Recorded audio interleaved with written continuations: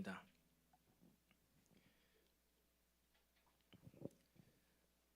네, 우리 3장 13절부터 17절까지 제가 먼저 13절 말씀을 읽도록 하겠습니다. 이때 예수께서 갈릴리로부터 요단강에 이르러 요한에게 세례를 받으려 하시니 요한이 말려 이르되 내가 당신에게서 세례를 받아야 할 터인데 당신이 내게로 오시나이까. 예수께서 대답하여 이르시되 이제 허락하라. 우리가 이와 같이 하여 모든 의를 이루는 것이 합당하니라 하시니 이에 요한이 허락하는지라. 예수께서 세례를 받으시고 곧 물에서 올라오실새 하늘이 열리고 하나님의 성령이 비둘기같이 내려 자기 위에 임하심을 보시더니. 함께 읽겠습니다. 하늘로부터 소리가 있어 말씀하시되 이는 내 사랑하는 아들이요 내 기뻐하는 자라 하시니라. 아멘. 네, 우리 이 시간도 우리 좌우에 또 앞뒤에 있는 지체들과 이렇게 한번 인사하며 권면해 봅시다. 성령 충만합시다. 시작. 성령 충만합시다. 우리 한 번 더 매일 기도합시다. 매일 기도합시다. 네, 아멘. 네, 오늘 이렇게 또 예배 가운데 나온 여러분들을 환영하고 축복합니다. 네, 우리 예배당이 부채꼴로 생겼잖아요. 그래서 굉장히 이제 제 시선이 분산되는데 갈수록 좀 가운데 있는 좌석들이 비어가는 것 같아요. 우리 양쪽이 무거워지고 정말 이렇게 뭐 하객진처럼 저를 포위하고 있는데 여러분 그 우리 뒤에 있는 형제들도 가능하면은 여기로 좌석으로 앉아서 여기가 너무 허전해가지고 그러면 안 되겠죠. 제 마음이 공허합니다. 그래가지고 여기 좀 가운데 쪽으로 앉으시고 그리고 이쪽은 여기 스피커가 이게 반사돼서 아마 굉장히 시끄러울 건데 이게 굉장히 잘 견디시는군요. 그래서 가운데로 앉으셔도 괜찮고 그래서 조금 이렇게 무게 균형이 좀 잘 잡힐 수 있도록 앉아도 너무 좋을 것 같습니다. 안 그러면 제가 막 이렇게 양쪽이 막 이렇게 신경을 써가지고 네 그래서 그렇게 가능하면은 가운데 쪽으로 앉아도 너무 좋을 것 같습니다. 네, 사랑하는 청년 여러분, 우리 주님의 지시하심을 받아가고 계신가요? 여러분 받으시기를 바랍니다. 하나님의 지시하심, 꿈에서든지 사람을 통해서든지 하나님은 말씀하시는 분이십니다. 여러분 더욱 주님과 친밀한 이 관계 가운데 그 친밀한 임재 가운데 기도할 수 있는 기도 시간을 많이 확보하시기를 바랍니다. 그래서 여러분 이제 10월 달이고 다음이면 11월 그리고 12월이 다가오고 있습니다. 여러분 기도로 내년을 준비하기를 원해요. 우리 10월 달부터 기도하시면서요. 정말로 내가 한 해 동안 계획했던 것 돌아보시면서 그리고 2023년도 내년 또 해가 다가올 텐데 내년에 내가 할 일들 정해져 있는 일들이 있죠. 그리고 또 마땅히 해야 될 일들이 있을 것이고 뭘 해야 될지 모르는 사람들도 있을지 모르겠습니다. 근데 우리는 아무 생각 없이 살면 안 돼요. 정확하게 분별하면서 이런 목적을 정하고 살아가시기를 바랍니다. 그러기 위해서 지난 시간에 말씀 나눈 것처럼 내가 열심히 기도 이 계획표를 잘 짜고 막 기도하고 이뤄 주십시오 이런 것이 아니라 그러기보다는 우리가 이제는 기도하면서 감동을 받고 기도하면서 음성을 듣고 그렇게 분별하면서 계획을 세워가시기를 바랍니다. 여러분 이것은 한 번 마음 먹고 기도한다고 되지 않아요. 우리가 엊그저께 또 오랜만에 돌파 기도를 했잖아요. 그래서 돌파 기도하면서 어떻습니까? 그래도 오랜만에 마음 먹고 와서 오랫동안 기도했지만 기도가 잘 되던가요? 감동이 마구마구 부어지던가요? 뭐 그런 분들도 계시겠지만 우리가 또 오래 쉬었다가 이렇게 기도했을 때에는요 그 어떤 감각들 그 분위기들 회복되어지는 시간이 필요합니다. 기도를 한 번 한다고 다 감동이 부어지고 만사 오케이가 아니라는 것이죠. 그래서 여러분 10월 달입니다. 그래서 여러분들이 시간을 따로 구별하셔서요 가능하시면 정말 교회 오시고 중보 예배 가운데 또 찬양도 하고 예배도 하고 그런 분위기 가운데 기도라는 시간을 가지시기 바랍니다. 최소한 일주일에 한두 번 정도는 교회 와서 기도를 하시기를 바랍니다. 여러분 마트나 요즘에 우리가 온라인 쇼핑몰에 이렇게 회원 가입을 하게 되면요 그런 것이 있습니다. 무엇이죠? 그 멤버십 제도가 있죠. 멤버십 일정 금액 이상 구매하던가 아니면 더 몇 회 이상을 구매하면은 이렇게 멤버십을 줍니다. 뭐 색깔로 표현하는 데도 있죠. 그린 등, 브론즈, 실버, 뭐 골드, 막 플래티넘, 그리고 VIP, VVIP 이런 게 있죠. 여러분들은 등급이 무엇입니까? VIP이신 분 계신가요? 단계를 지나가면 VVIP까지 갑니다. 그리고 그런 마트나 온라인 쇼핑몰에 그러한 멤버십이 되면요, 여러분에게 무엇이 주어지지요? 사은품, 마일리지, 쿠폰, 할인권, 이런 것들이 뚝뚝 뜨잖아요. 그래서 우리가 뭐 물건을 살 때 이거 할인권이, 쿠폰이 적용된다 안 됐나 막 이렇게 보잖아요. 그래서 내가 이 멤버십이 올라가면 올라갈수록 찾아보는 것이죠. 매달 달에는 어떠한 쿠폰이 나오는가. 내가 지금 말일이 되었는데 내가 깜빡 잊고 유효 기간이 다 돼가고 있는 쿠폰은 없는지 살펴보지 않나요? 그래서 하나라도 놓치지 않고 어떻게든 다 이거를 써먹어야 되는 거예요. 마일리지나 쿠폰이나 할인 쿠폰, 이런 거를 써야 되는 것이죠. 여러분의 표정은 별로 쇼핑을 안 좋아하는 것 같습니다. 별로 이거 적용해 본 적이 없나요? 마일리지 쿠폰 사용해 본 적이 없으신가요? 있으시겠죠? 많이 사용하시잖아요. 여러분, 동일합니다. 동일하게 우리가 성령 세례를 받고 하나님의 자녀가 되면은 이제 우리가 하나님 나라의 멤버십을 누리게 됨을 알고 계신가요? 우리가 성령의 인치심을 받아서 오늘 예수님의 그 세례 사건처럼 하나님께서 우리에게 넌 내 아들이야, 내 딸이야, 나의 유산을 상속받게 돼 라고 했을 때는요, 우리에게 이 하나님의 자녀로서의 멤버십이 주어집니다. 우리 하나님의 아들과 딸이 되었어요. 상속받을 유산이 있습니다. 물론 궁극적으로는 천국 백성 구원이지요, 구원의 완성이지요. 하지만 이 땅 가운데서 누릴 것이 있습니다. 그게 어디에 나옵니까? 돌아온 탕자의 비유 가운데에서 첫째 아들에게, 이 둘째 아들을 못마땅하게 여기는 첫째 아들에게 그 아버지가 이렇게 얘기하지 않습니까? 너는 나와 함께 집에 있어. 그래서 내 것이 다 내 것이거늘 너는 왜 이렇게 죽었다가 살아난 둘째 아들, 내 동생이 돌아온 것을 함께 기뻐하지 못하느냐. 함께 기뻐했으면 좋겠다. 그 아버지가 첫째 아들에게 얘기하고 있잖아요. 내 것이 다 네 것이로되 너는 내 집에 있는 이것들을 다 누릴 수가 있는데 너는 왜 그걸 누리지 않고 맨날 일만 했니? 노동만 했니? 왜 일만 하면서 누리지 못하고 그렇게 질투하는 것이죠. 동생을 못마땅하게 여기면서 왜 이 기쁨의 잔치에 참여하지 못하고 있니? 그 첫째 아들은요, 자기가 아버지의 그 아들로서 완전 VVVIP겠죠. VVIP인데 그걸 누리지 못하고 있는 거예요. 유효 기간을 맨날 놓쳐가지고 활용하지 못하고 있는 것이죠. 그리고서 일만 하고 있어요. 안타까운 것이죠. 여러분들이 마트, 쇼핑몰, 온라인 쇼핑몰에서 유효 기간이 지난 할인권 보면은, 쿠폰 보면은 얼마나 마음이 안타깝습니까? 마일리지 유효 기간이 만료되고 있습니다. 당장 사용하세요. 이런 카톡 오지 않나요, 여러분? 그럼 딱 돌아보죠. 큰일 났다. 빨리 사용해야 되는데 내가 뭐 살 게 있나? 이렇게 보지 않습니까? 여러분, 하나님께서 우리에게 주시는 그 하늘의 멤버십, 하나님의 자녀의 멤버십으로서요, 그 쓸 수 있는 이 혜택들, 그것이요 계속해서 여러분의 세대 때마다 주어져요. 초등학생 때, 사춘기 때, 그리고 대학생 때, 청년회 때, 또 장년회 때 주어집니다. 여러분, 하나님의 이 멤버십은요, 시간에서 주어져요. 그래서 우리가 예수님을 일찍 믿어서 좋은 게 뭐가 있겠습니까? 뭐가 있을까요?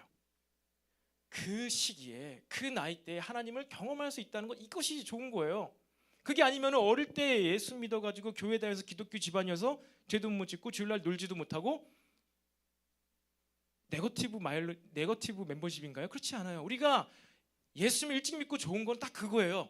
그 나이 때, 한번 지나가면 되돌릴 수 없는 그 나이 때 하나님을 경험할 수 있다는 거, 이것이 엄청난 축복의 힘을 믿으시기를 바랍니다. 저는 아직도 초등학교 2학년 때 여름 성경학교를 통해서 새벽 기도 갔던 때가 아직도 기억이 나요. 그땐 잘 몰랐지만 느꼈던 것 같아요. 엄마 손잡고 교회 가면서 새벽에 5시에 여름 성경학교 기간 가운데 스티커를 받으면서 뭔가 그 성령님의 따스함, 친밀함, 여러분 그것들, 여러분 지금 나이 더 이 청년의 때, 대학생 때 더 많이 이 멤버십을 누리게 되시기를 바랍니다. 결코 내일이 없습니다. 다음이 없습니다. 하나님께서 허락하신 이 하늘나라의 멤버십을요 누리시기를 바랍니다. 여러분, 오늘 이 세례가 나옵니다. 세례 오늘 본문 가운데요 2가지 세례가 소개되고 있습니다. 첫 번째는 성령 세례죠. 하늘에서 비둘기가 같은 것이 내려오면서 음성이 들리는 것. 그리고 두 번째는 바로 물 세례입니다. 예수님께서 세례 요한을 통해서 강에 몸을 푹 담그시고 완전 잠기시고 그 다음에 다시 일어나신 것. 그것이 물 세례예요. 여러분, 이 물 세례는요, 먼저는요, 물 세례는요 무엇을 의미하냐면요, 우리의 삶의 전면적인 변화와 새 출발을 한다는 공적인 표징입니다. 상징성이 있는 거예요. 우리가 물 세례, 우리 교단에서는 이렇게 손에다가 물을 적셔서 머리에 물을 이렇게 뿌리지요.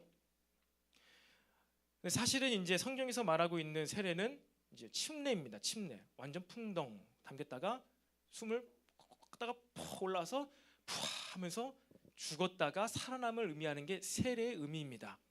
머리에다 물 바르는 게 성경적인 세례의 의미는 아니에요. 근데 우리는 이제 뭐 끝까지 가면 여러분들 아시겠지만 세례의 의미를 더 중요시하게 여기기 때문에 그냥 이렇게 상징성으로 또 편의에 따라서 우리는 머리에 물 세례를 합니다. 근데 침례교단은 말 그대로 지금도 동일하게 물에 풍덩 잠겼다가 올라오는 그런 침례로 세례를 베풀고 있습니다. 근데 그 성경적인 풍덩 들어갔다 나오는 이 침례가 의미하는 것이 무엇이라고요? 죽었다가 살아남을 의미해요. 삶의 전면적인 변화와 새로운 출발을 의미하고요. 죄 씻음, 깨끗이 씻음을 상징적으로 표현한 게 물세례입니다. 상징적으로 표현하는 거. 이 세례를 받았다고 해서 죄가 씻겨지는 게 아니에요. 카톨릭이 이야기한 것처럼 물에 풍덩 빠졌다가 나온다고 해서 그 행위가 효력이 발생하는 것이 아닙니다. 이것은 상징성이고 공적인 표시이고 사람들로 하여금 알리는 거예요. 공식적인 행사라는 것이죠. 공식적인 행사. 외적인 증표입니다. 특별히 초대교회 같은 경우에는요, 이 세례를 통해서 이제 이 사람이 우리 중에 한 사람가 되었다는 것을 의미해요. 여러분, 초대교회 생각해 보십시오. 초대교회 얼마나 위험했습니까? 유대인들로부터 이제 추방을 당하고요, 사회에 아무런 혜택을 누릴 수가 없게 되는 거예요.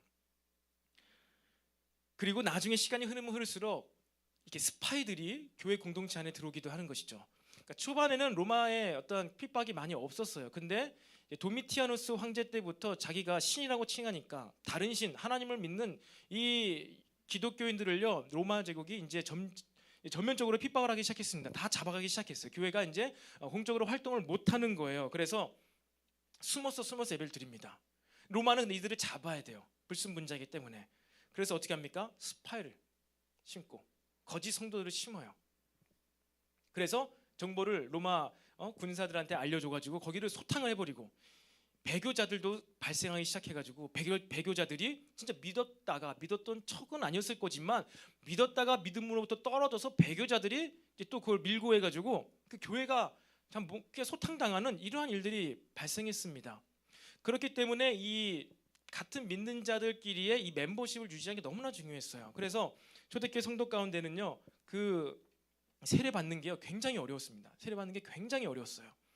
지금 우리 교단은 1년 열심히 다니면 세례 받을 수 있거든요. 그런데 초대교회는요, 성경 공부도 해야 되고요, 최소 3년 이상이에요. 3년 이상 그 교회에 예배를 드리면서 또 그 성도들과 교제를 하면서 이 사람이 진짜 교인이다, 진짜 거듭났다, 그것이 확인이 될 때에만 세례를 줍니다. 물세례를.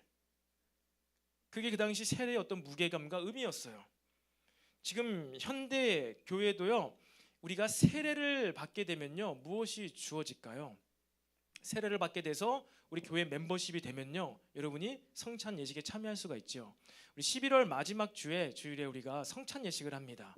새생명 축제도 하고 세례 학습식을 하고 그 다음 주에 성찬식을 합니다. 성찬식은 누가 참여하지요? 세례 받은 자들이 참여해요. 여러분들 가운데 혹시 세례 못 받으신 분 계신가요? 입교 못 받으신 분 계신가요? 세례를 받으신 분이 그거 참여할 수 있어요. 왜? 세례를 받았기 때문에 멤버십이 주어진 거예요. 이것이 바로 물세례의 의미입니다. 그리고 성령 세례, 오늘 본문에서 같이 이 성령 세례는요, 하늘이 열리고 예수님의 머리 위로 비둘기 같은 것이 이렇게 내려오셨는데 이 성령 세례가 뜻하는 것은 무엇이냐면은 하나님께서 인치셨다는 것을 뜻합니다. 도장을 찍었다.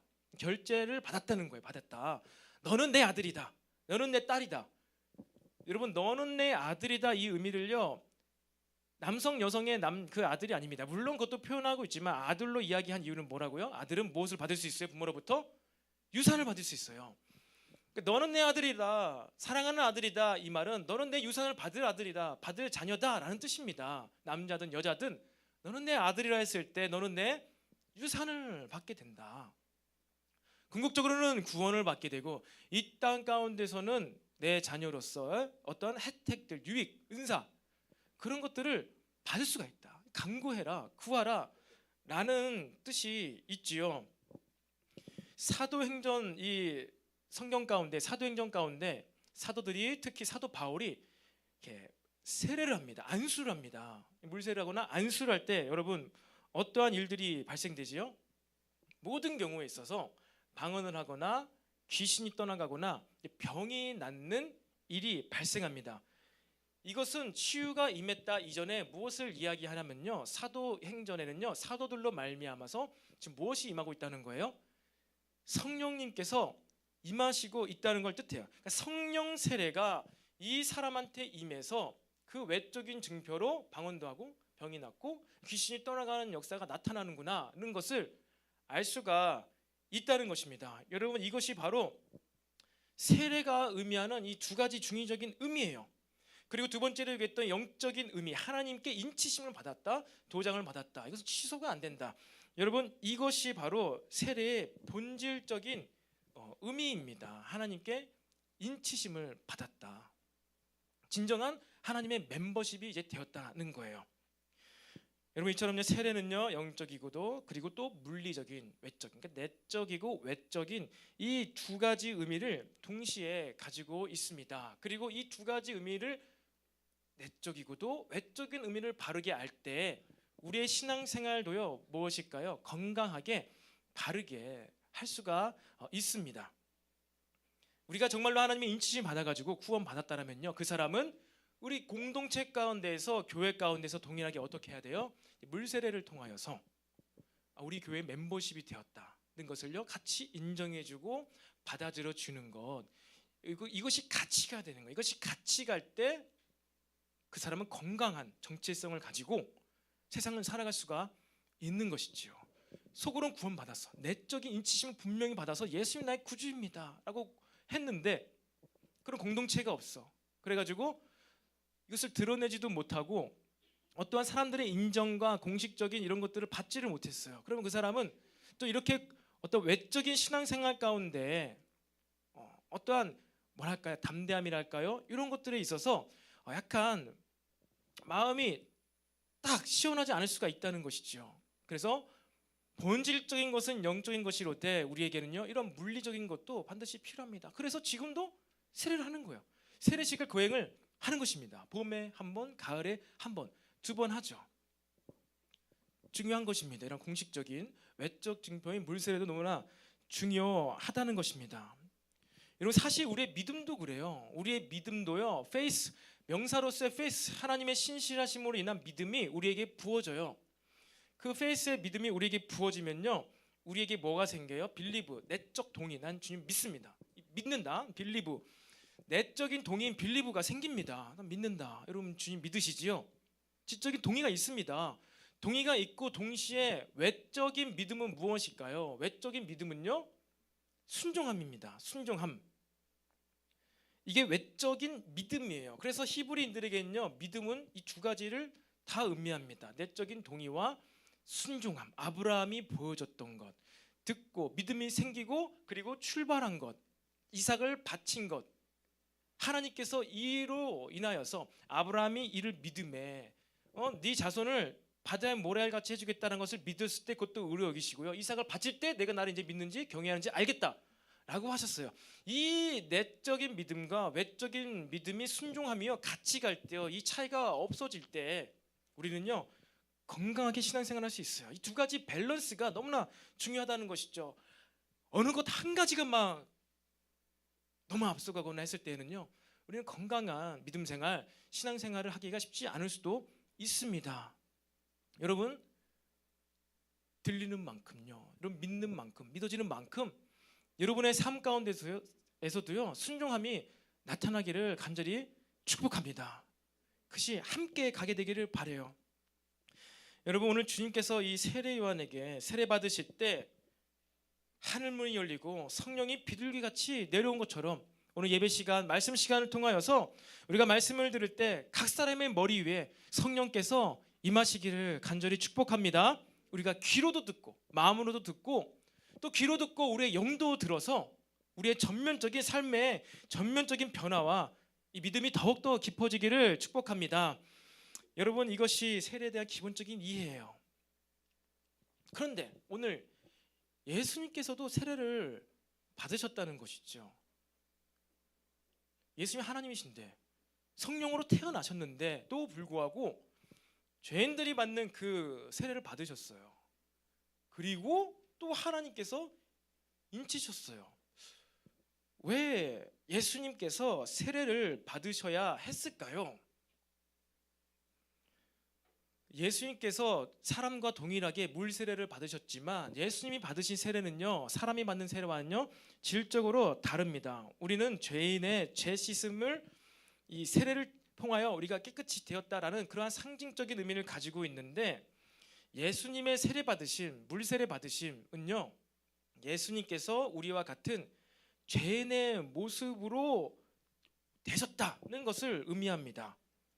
그러니까 법적인 세례가 아닌 의식적인 차원의, 뭐 여기 단어 사전과 주석을 보면요, 법적인 세례 그것이 아니라 의식적이고 도덕적인 세례, 어떠한 세레모니와 같은 차원에서 예수님께서 세례를 받으셨다는 거예요.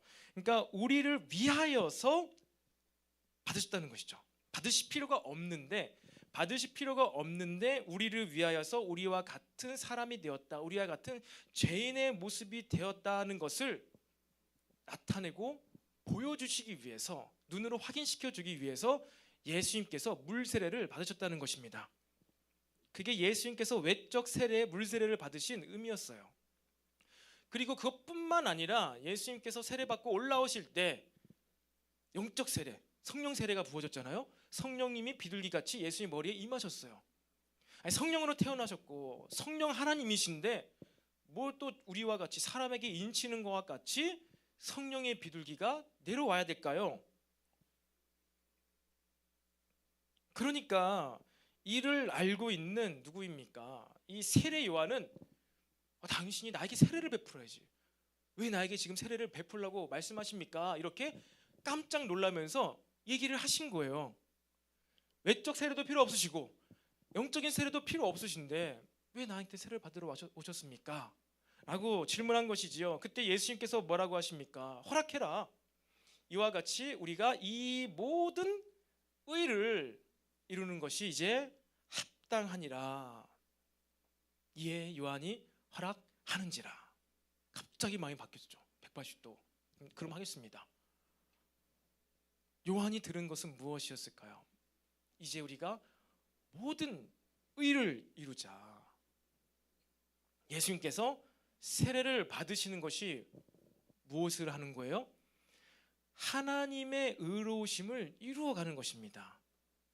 받으실 필요가 없는데, 굳이 받으실 필요가 없는데 예수님께서 외적 세례를 통하여서 죄인인 인간과 같이 되었다는 것을 드러내는 것, 이것이 하나님의 의를 드러내는 사건이었어요.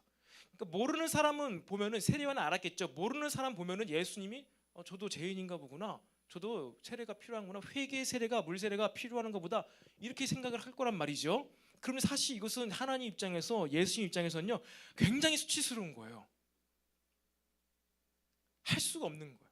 그러니까 세례 요한도 안 됩니다.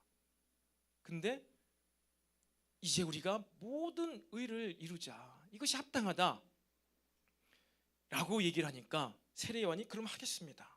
세례를 베푸는 것이지요. 여러분, 예수님께서 이 세례를 받고 하나님의 모든 의를 이루신 것, 예수님께서 이 땅에 왜 오셨지요? 십자가 사역을 위해서 오셨습니다. 사망 권세를 깨뜨리기 위해서 오셨습니다. 우리를 위해서 대신 죽으러 오셨습니다. 이것이 예수님의 사역이에요. 본질적인 사역이에요. 우리를 위해서 오셨어요. 죽기 위해서 오셨어요. 그걸 통해서 의를 이루신 것이죠. 십자가의 대속의 죽음을 통해서. 근데 그 십자가의 대속의 죽음의 의미와 동일한 무게가 바로 이 예수님이 지금 필요 없는데 받으셔야 되는 이 세례도요 동일한 의미를 가지고 있다는 거예요. 이 예수님이 세례를 받으셔야 이것이 하나님의 모든 의를 이루는 것이다 라는 것입니다. 여러분, 우리가 믿음을 받았지요. 믿음을 통한 구원 받았습니다. 그리고 성경에 많은 믿음의 사람들이 소개됩니다. 대단한 사람들이 있죠. 믿음의 조상 아브라함, 모세와 같이 엄청난 위인들이 있습니다. 그런데 여러분, 이 사람들이요 하루아침에 그렇게 된 게 아니에요. 그리고 저와 여러분들도요 정말로 우리가 성령 충만하기 위해서 날마다 간구하고 기도하고 또 우리가 또 삶을 막 준비하고 훈련받고 받잖아요. 우리가 그러한 믿음의 사람, 하나님의 사람, 우리를 통해서 막 능력이 나타나고 놀라운 사역이 진행되는 게요 하루아침에 단번에 되는 게 아니라는 거예요. 단번에. 아까 시작할 때도 제가 말씀드렸죠. 우리가 기도 단번에 팍, 음성 팍, 감동 팍, 아멘 팍, 팍팍팍 되면 얼마나 좋아. 예수님께서도 죽기 위해 오셨다면은 십자가의 사건 그거 하나만 예수님께서 이루시는 본질적인 의였다면은 빨리 죽으시면 됐잖아요. 근데 그것이 아니라는 것입니다. 저와 여러분의 인생 가운데서도요 여러분 정말로 내가 보기에는 절대 필요 없는 일이고요 절대 필요 없는 시간인데 수치스러운 일임에도 불구하고 그것이 하나님 입장에서는요 하나님의 일 가운데서는요 우리에게 꼭 필요한 하나님께서 나를 통하여 여러분을 통하여 모든 의를 이루시기 위하여서 꼭 필요한 사건일 수 있음을 믿으시기를 바랍니다.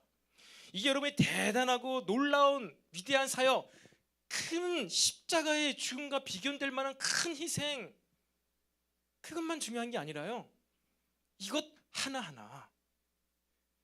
하나하나가요 하나님의 모든 일을 이루기 위해서 우리에게 꼭 필요한 거, 그것임을 여러분 믿으시기를 바랍니다. 이런 일도 내가 굳이 해야 되나? 이런 경험들이 꼭 나에게 필요하나? 예수님께서도 인간적인 마음에서 그러시지 않으셨을까요? 당연히 그러시지 않으셨겠지만 인성에 따라서는 좀 창피하다, 쪽팔리다. 내가 하나님인데 막 가슴을 쫙 펴시면서 내가 하나님인데, 하나님의 아들인데. 그런데 그렇게 하지 않으셨어요. 하나님께서는요, 예수님께서는요, 이 모든 절차를 통해서 특별히 사역을, 공생애를 시작하기 전에 이 세례를 받으셨어요. 자기가 하나님의 아들인 것도 알았어요. 누가 보면은 그 부모들이 다 집으로 갔을 때 헤어져 가지고 이 미아가 되었을 때 내가 아버지의 집에 있어야 하는 줄 왜 모르셨습니까? 본인의 정체성을 알고 있었어요. 그러니 막 본인이 원할 때 필요할 때 마음껏 사역하고 막 기적을 일으키고 막 했으면 됐을 텐데 예수님의 공생애가 이 인치심을 받는 성령 세례와 사람들로 하여금 알게 되는 외적인 물 세례를 받고 나서 절차를 밟고 질서 가운데에서 사역을 시작했음을 여러분 보게 되시기를 바랍니다. 영적인 것과 물리적인 것 다 필요한 거예요. 절차를 통해서 하나님의 질서, 하나님 특별히 나라의 질서들이 세워져 감을 믿으시기를 바랍니다. 여러분, 레위인들이 성막 봉사를 합니다. 근데 그들이 가장 먼저 배우는 것이 무엇일까요? 레위인들 가운데 그들은요 제사장들이 세워져요. 이 이스라엘 사람들 가운데 레위인을 구별한 이유는 무엇이에요? 제사를 드리기 위해서 그런 거예요. 제사, 짐승을 잡게 하고 각을 뜨고 불태우고 또 그리고 성막 안에 들어가서 기도하고 또 지성소에 들어가서 하나님께 대속을 구하는 그러한 제사를 드리는 사람들이 제사장들입니다. 그런데 그 제사장들이 하루아침에 그냥 딱 뭐 아론의 자손이라고 해서 제사장이 되는 게 아니에요. 레위인들이 제사장이 되기 전에 무엇을 할까요? 오늘 유난히 이제 저기압이어가지고 여러분들이 막 이렇게 졸리신 것 같은데 이렇게 하지 마시고요. 이렇게 들으시면서 꼬대가 아니라 고개를 끄덕여 주세요. 마음이 급하니까 꼬대기가 아니라 고개를 끄덕여 주시기를 바랍니다. 여러분, 레위인들이 제사를 하기 전에 무엇부터 배울까요? 청소부터 배워요. 청소. 여러분 청소하면 뭐가 떠오릅니까? 쓸고 닦고가 떠오릅니까? 진공청소기가 떠오릅니까? 아니에요. 청소의 원래 의미는요, 정리정돈입니다. 제 물건은 제 자리에, 필요 없는 거는 버리고 있어야 될 것은 있어야 될 자리에. 청소를 배웠다는 것은요, 그 레위인으로 하여금 무엇을 하게 만들었을까요? 성막 안에, 그 장막 안에, 성소 안에 기구들이 있어요. 성물이 있습니다. 그 공간을 채우고 있는 기구들이 있어요. 하나님께서는 특별히 정확한 치수와 사이즈와 이 배치를 알려주셨어요. 그러니까 레위인들이 청소를 할 때 배우는 건 뭐예요? 깨끗하게 하면서 동시에 기구들이 어디에 위치해 있는지를요 다 알게 돼요. 그리고 그 기구들을요 그 자리에 정확히 놓는 것부터 배웁니다. 공간이 굉장히 중요한 거예요. 공간의 질서. 여러분 지금 여러분들이 앉고 있기에는 여러분의 의자만 딱 있으면 되죠. 저도 제가 메시지를 하고 돌아다니기 위해서는 딱 이만큼만 있으면 됩니다. 그런데 만약에 제 주변으로 막 쓰레기가 잔뜩 있으면 어떻게 될까요? 제가 메시지 하는데 아무런 거리낌이 없습니다. 근데 여러분 주변에도 한번 생각해 보세요. 내 주변에는 커피잔이 10잔 있어요. 근데 여러분은 앉아있기는 전혀 지장이 없죠? 근데 여러분의 마음과 영적인 상태와 정신 상태는 어떻게 될까요? 혼란스럽겠죠. 제가 이렇게 조금씩 움직이고 메시지 하는 데는 아무런 지장이 없지만 제 주변에 5만 가지가 다 있다고 생각해 보세요. 쓰레기 더미들이. 공간의 막 구조가 달라지고 막 바뀌어졌어. 어떻게 될까요? 예배를 못 드리는 거예요. 담임 목사님 요즘에 안 그러시는데 이종교회 있을 때는요 항상 예배하기 전에 본인이 직접 처음부터 끝까지 이 장의자 줄을 다 마치셨어요. 항상. 이종교회 있을 때는 이게 딱 이렇게 서 있으면 보이는 거야. 삐뚤빼뚤. 그거 예배 드리는 게 무슨 상관이 있을까? 상관이 있는 거예요.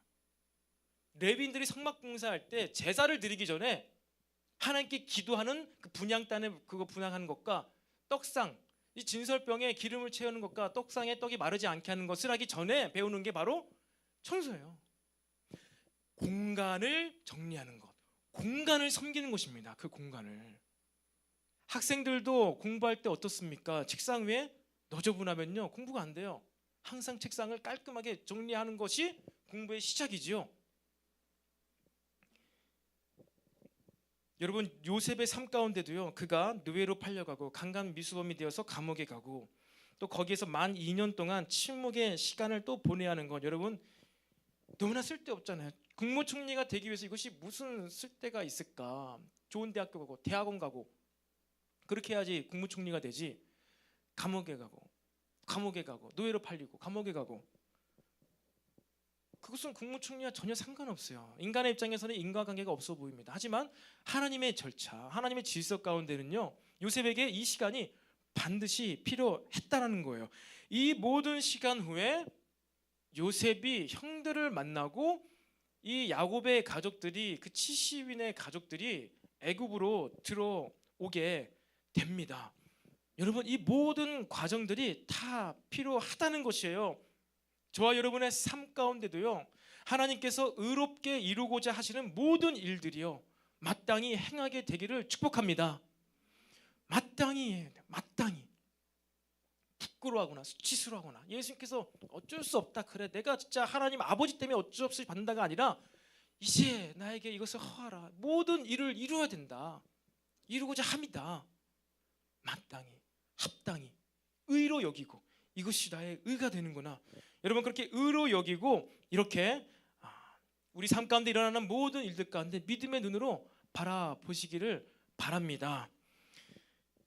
여러분 그렇게 성령 세례를 받으면 우리가 어떻게 될까요? 다음 시간에 자세히 나눌 건데요. 성령 세례를 받으면 어떻게 될까요? 기분이 좋아지나요? 방언이 터지나요? 병이 낫나요? 귀신이 떠나가나요? 이 모든 것에 해당됩니다. 성령 세례 받아서 계속해서 성령의 충만함을 받으면 우리가요 성령에 이끌리게 됩니다. 성령의 인도하심을 받게 돼요. 바로 이 4장에 무엇이 나옵니까? 예수님께서 성령에 이끌리셔. 이때에 예수님께서 성령에 이끌려 마귀에게 시험을 받으시니라가 4장 1절의 메시지예요. 다음 시간에 이 시험과 성령 충만함과 성령의 인도하심과 시험에 대해서 나누겠지만 여러분 우리가 이 성령 세례를 통하여서 딱 인치심을 받았어요. 이를 통해서 이제 성령이 계속해서 부어져요. 그래서 우리 성령 충만을 사모하는 것입니다. 이것을 통하여서 우리가 성령에 정말로 충만케 되면요, 우리가 성령에 이끌리게 됨을 믿으시기를 바랍니다. 여러분, 알렉산더 캔드릭이라는 목사님이 계십니다. 미국에 있는 작은 교회 목사님이셨어요. 작진 않죠.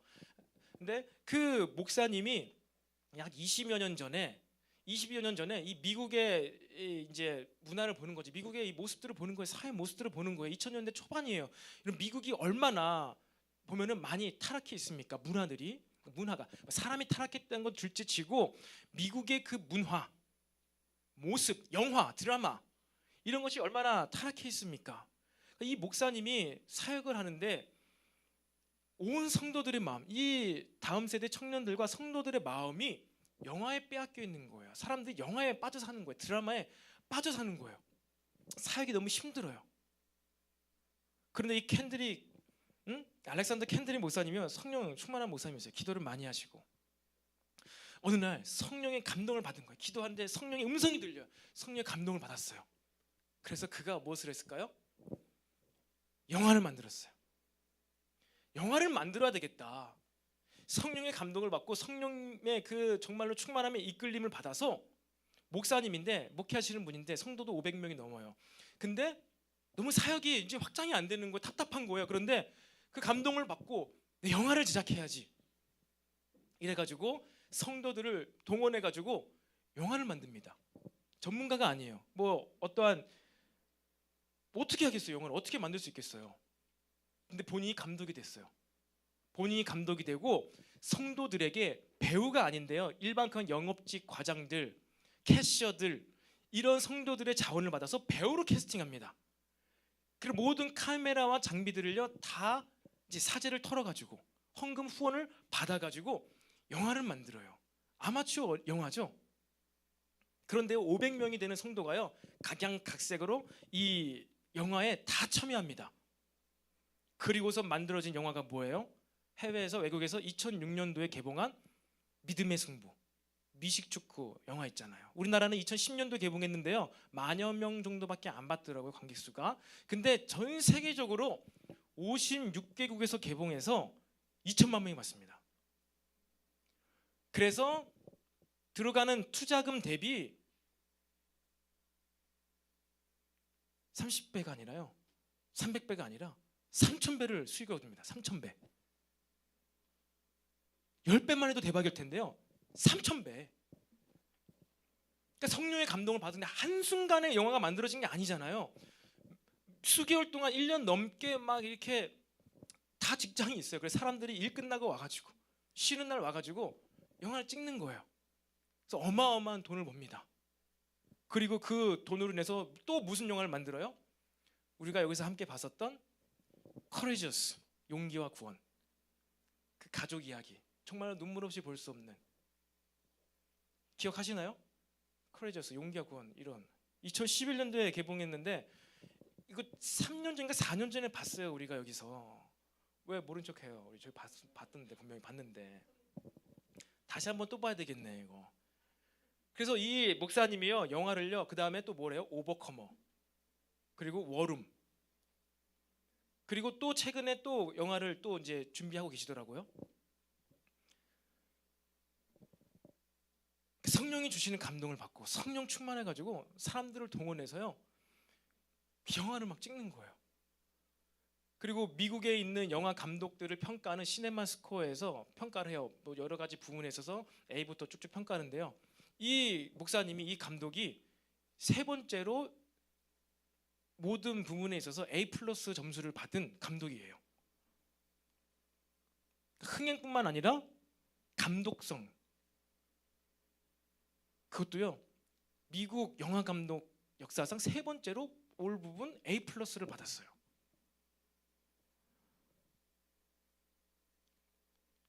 여러분, 이게 믿어지십니까? 성령 세례를 받고 하나님 나라의 멤버십을 누리면서 그러니까 성령 충만함으로 성령님이 이끄시니까요 그렇게 흘러가는 거예요. 그렇게 흘러갑니다. 시대를 보고 감동을 받고 하나님의 나라의 역사가 나타나는 것이죠. 그 목사님 알렉산더 캔들이 그 목사님 감독님은 엄청나게 이 하나님 나라의 마일리지를 많이 땡겨 쓰신 것 같아요. 엄청 막 끌어 써가지고 투자금 대비 3,000배나 수익을 올리고 그 뒤로도 거의 3년마다 영화를 한 편씩 목회를 하면서 성령 충만한 한 사람, 성령님께 사로잡힌 그 한 사람이 감당할 수 있는 이런 엄청난 영향력, 참 우리가 상상할 수가 없는 것 같습니다. 여러분, 이처럼요 하나님께서는요 우리를 성령 충만케 하시기 위하여서 우리를 먼저 영적으로 인치시고요, 우리를 자녀 삼으시고 우리를 성령 충만케 하시기 위해서 예수님께서도 이제 이 성령의 인치심을 받고 광야로 나가요. 마귀의 시험을 받아요. 세 가지 유혹을 받죠. 금식을 하시면서 세 가지 유혹을 받아요. 이 모든 과정도 필요 없잖아. 왜 굳이 시험을 받으셔야 돼? 왜 예수님 금식을 하셔야 돼? 필요 없잖아요. 필요 없잖아요. 하찮은 거잖아요. 말 한마디만 하면은 막 천군천사를 불려서 로마 제국을 쓸어버릴 수 있는데 필요 없는 고통, 고난의 시간, 금식을 통하여서 예수님께서 하나님과 사역하는 모든 기간 가운데 완벽하게 연합됨으로 동역하신 것입니다. 그래서 결론입니다. 찬양 앞으로 나오시고요. 우리가 이 땅 가운데서 우리가 이 물세례를 받는 것, 그 의미는요 더 이상 이 물세례를 통해서 우리 죄가 씻겨졌다는 것을 의미하는 것도 아니에요. 세례를 통하여서 우리는 구원받는다도 아니에요. 우리에게 주어지는 이 영적인 세례, 영적인 인치심, 너는 내 아들이다. 그럼 우리가 어떻게 하나님의 아들이 될 수 있는가? 여러분, 지금 이 시대 가운데 이 영적인 세례, 본질적인 세례의 참 의미는요 바로 우리가 예수님과 연합되는 것입니다. 나는 세례 받았으니까 세례교인, 나는 죄는 깨끗해졌어, 새 출발, 완벽하게 나는 이 모든 각오를 잊고 새롭게 시작해야지. 그럼 뭐합니까? 또 죄에 빠지는데. 그것이 아니에요. 참된 세례의 의미는요 뭐라고요? 우리가 예수님과 연합하는 거예요. 예수님과 연합함으로 우리가 구원받는 것이에요. 그리고 예수님과 연합했기 때문에 우리는 이 세례를 통하여서 우리 삶에, 내 삶에 필요 없는 시간들이지만 금식의 시간들, 사탄 마귀에게 때로는 유혹을 받으면서도 죄와 피 흘리기까지 싸우는 시간들이 필요해요. 왜? 성령 충만함을 받기 위해서, 하나님과 더 동행하기 위해서, 예수님과 연합돼, 예수님과 하나가 되면서 하나님과 동행하는 거예요. 인격적인 성령님을 통해서 예수님과의 인격, 예수님의 인격이 되는 거예요. 우리가 예수님의 인격이 되어서 그때부터 우리는 하나님과 동행하는 거예요. 하나님 나라를 완성하고 이루어 가시는 그 하나님과 동행하는 것입니다. 우리는 예수님처럼 되어서 하나님과 동행하는 삶을 살아가야 하는 줄로 믿으시기를 바랍니다. 오늘 우리에게 이 영적 세례의 의미가 새롭게 부어지기를 축복합니다. 말씀을 통해서 여러분에게 이 세례가, 영적인 세례가 부어지게 될 것을 믿음으로 선포합니다. 이제 여러분들은 예수님과 연합되는 거예요. 내 생각이 있다면 버리시고 예수님이라면 어떻게 하셨을까? 이 유혹 앞에서, 이 갈등 앞에서 예수님은 어떻게 하셨을까를 계속 생각하는 거예요. 우리의 옛 자아를 굴복시키면서 계속 그렇게 우리 주님과 연합되기를 힘쓰시기를 바랍니다. 이것이 바로 하나님께서 저와 여러분의 삶 가운데 계획하신 모든 의를 이루는 길입니다. 우리는 이것을 통해서, 예수님과 연합됨을 통해서 그 누구도 정죄할 수 없는 의인이 될 수 있어요. 이런 신앙생활 가운데, 사회생활 가운데 사람들이 손가락할 수도 있어요. 그것 때문에 때로는 상처받고 낙심합니다. 저도 계속해서 이야기를 들어요. 새롭게 오시는 어른들, 집사님들이 이제 자녀가 청년인데 청년부에 와야 되는데 이들이 이전 교회에서, 자기 이전 교회에서 상처를 받아서 좀 시간이 필요할 것 같아요. 그래서 목사님 기도해 주세요. 여러분, 사람들은요 아무리 의로운 사람이라고 해도 손가락질할 수 있습니다. 예수님에게도 돌 던졌어요. 예수님에게도 침 뱉었어요. 그게 이 세상, 죄에 오염된 이 세상의 모습입니다. 저와 여러분이 이렇게 예수님과 완전히 연합됨으로 하나님 나라를 위해서 동행하는 삶을 살아가. 그래서 이것이 하나님 나라의 의를 이루는 일이구나. 여러분, 하나님과의 관계 가운데 이것을 경험하시기를 바랍니다. 이것이 있어야 돼요. 우리가 같이 예배하고 같이 공동체 생활하지만 여러분 한 명 한 명은 먼저 이렇게 예수님과 참된 연합을 더욱더 날마다 이루어 가게 되기를 주님의 이름으로 축복합니다. 아멘. 우리 이 시간에 함께 또 이 찬양 자리에서 일어나서 찬양하시면서 또 뜨겁게